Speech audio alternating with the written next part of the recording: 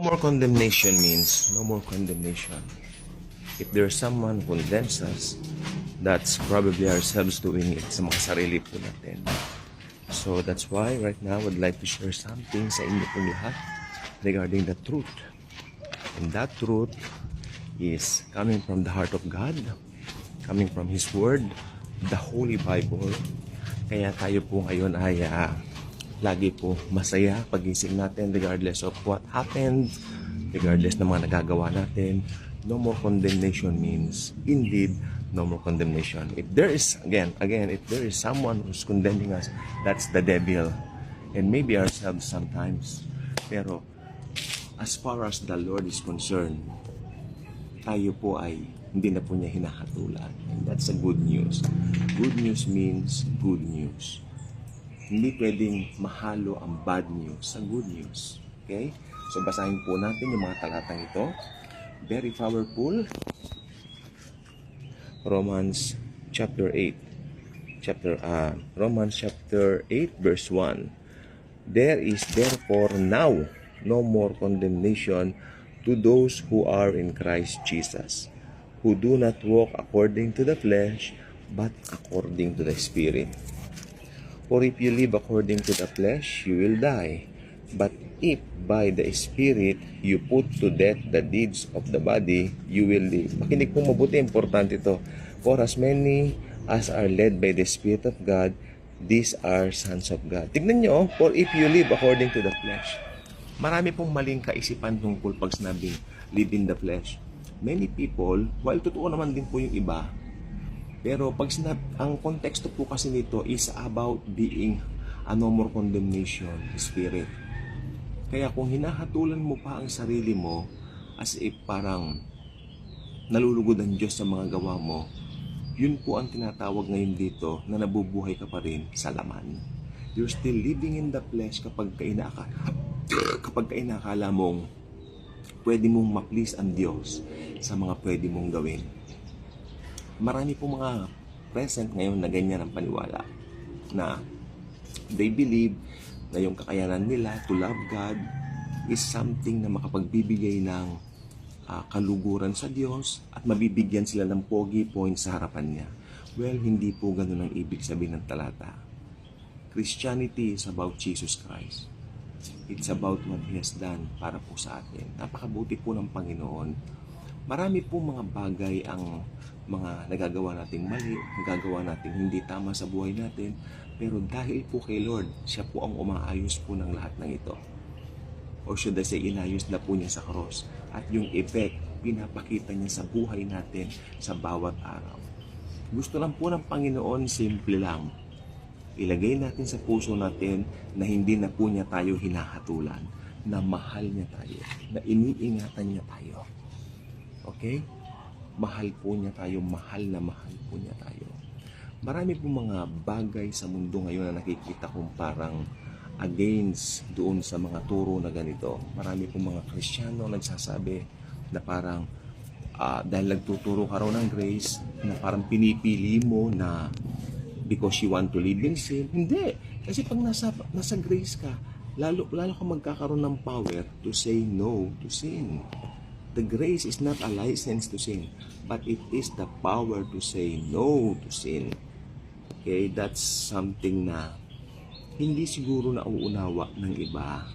If they just tawag dito, understand kung ano yung talagang binabanggit ng Biblia, ba talaga po namang sila rin mismo mauunawa nila ito. Napakaganda po na alam mo yung truth. Napakaganda na alam mo ang Panginoon. Kahit na anong mangyari, regardless of what things na mga nagagawa mo, mahal ka pa rin niya. Pero hindi ko sinasabi ito para umabuso tayo sa kasalanan. Hindi po yan ang ibig ko pong sabihin. Some might think na parang, yan kasi gusto niyong umabuso. Bakit kung Kristiyano ka gusto mong umabuso sa kasalanan? Parang wala sa wisyo po yun.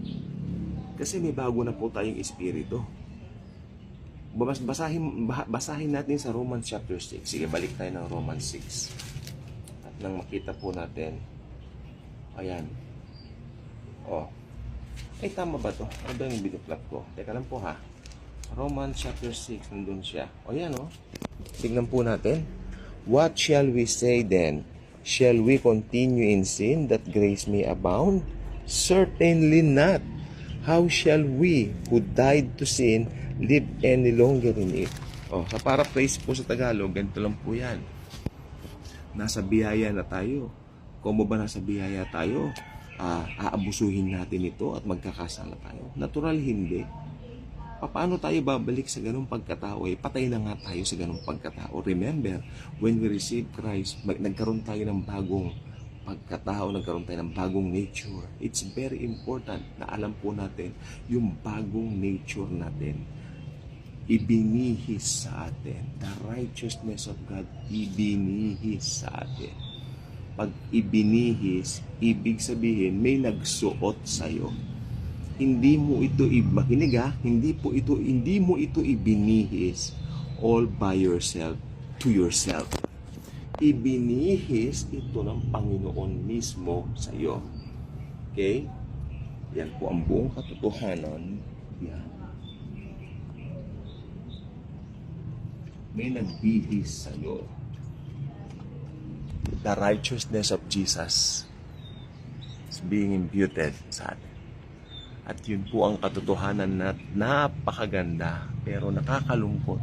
Bakit parang nahihirapan silang tanggapin ang simpleng katotohanan na yan?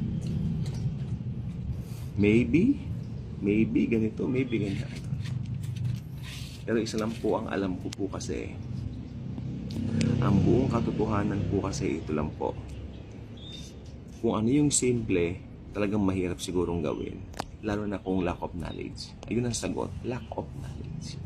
Alam ko po sana sabihin ng tahasan, pero kung kulang po tayo sa pag-aaral at kaalaman, we might think na yung damdamin natin dinadala tayo sa isang tamang place. Wherein, ako sana, ang totoo, baka dinadaya na po tayo. And we will not going to allow that. As Christians, we need to embrace the beauty of grace of Jesus. Very beautiful. Wala kang ginawa. The Savior of the world died for you. The Son of God gave Himself for us. Romans 8:32. Paulit-ulit ko po dito yan. Paano mo iisipin na pwede mong mapaluguran ng Diyos sa sarili mong gawa? Wala talaga Kung kaya mo, ito makinig po mabuti, logic. Kung kaya mo o kaya natin na gawin ang mga bagay niya para malugudan Diyos sa atin, hindi na sana nagkatawang tao ang Diyos. Hindi na sana siya naging tao para mabuhay dito at ultimately, ibigay ang buhay sa krus at kusa niyang ibigay ang kanyang buhay at mamatay. Bilang Diyos, He cannot die, pero dahil He chose to die, He gave up the ghost, sabi ng King James Version. It's very important that we know all of these things. Very important matters sa ating pananampalatayang Kristiyano. The Lord is He gave His own life para po sa atin. Takpan natin. Ano po? Alam niyo, bilang mga Kristiyano po, yung perfection natin na ibinihis sa atin, nakikita po yan lagi ng Diyos. Pero yung mga kapwa natin, unfortunately, hindi po nila nakikita yan.